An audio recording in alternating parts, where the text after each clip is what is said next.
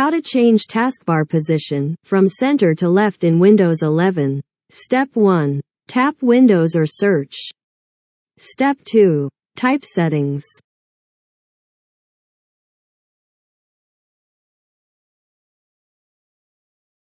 Step 3. Tap Open in the Settings app. Step 4. Tap Personalization. Step 5. Scroll down to find Taskbar.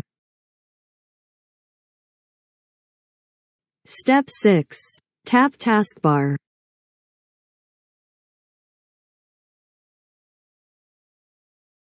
Step 7. Scroll down to find Taskbar Behaviors.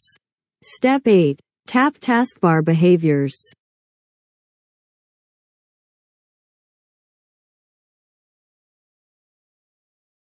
Step 9. Scroll down to find Taskbar Alignment. Step 10. Tap Taskbar Alignment and choose Left.